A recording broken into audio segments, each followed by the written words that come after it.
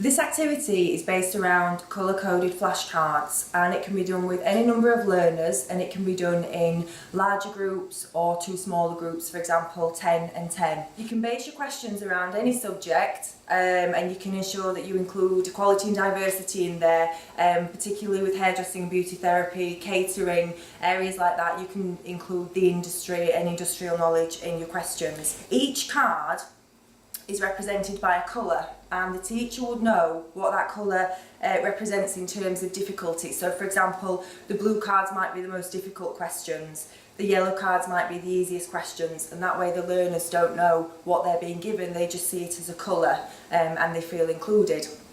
What will happen is the question is on one side of the card and the answer is on the other. So in order to encourage independent learning, if you get the students into a circle so that they're all facing each other and they can all hear what everybody's saying, in turn a learner will ask another one a question, and then they will obviously give them the answer. That learner can then check the answer on their card and make sure whether it was right or not, and if they feel able, they can give support to the learner if they have any difficulty giving the answer. Otherwise the teacher can give a little bit of support and encouragement as well. The way I did it was that I got the learners to all stand up, and once they'd answered a correct answer, they can actually sit down, and then each learner knows that anybody that's sitting down doesn't get asked another question. I will ask somebody to start off. Remember, you can ask anybody the question, but they have to have the same card as you.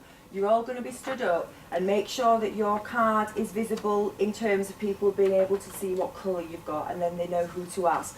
Don't worry about who you ask, as long as you ask somebody and everyone has asked a question, then that's absolutely fine. So girls, move in a little bit for me. Right, okay. So, everyone stand up. That's it. How many movements are in the deep? So how many movements are in the deep cleanse? Well done, Nicole. So Nicole, you can sit down because you've answered a question. Now Becky's got blue, hasn't she? So you need to ask Becky your question. How many moisturisers are there? 3. Is it 3? Well done, sit down. Okay, who wants to go next? Anyone? I'll go next. Right, Courtney. What does oily skin have too much of? Yeah. Well done. So Kirsten, you can sit down and ask another pink person. What is Melian? A white head. Is it a white head? Is that correct? Is that correct? Well done. Katie, name one of the dermatological moisturisers. What is a common Well done. What is the name of the second section of the skin? Is it dermis? Well done. I'm going to ask you a pink question. I'm going to make one up. I want you to tell me what a pustule is. Yeah.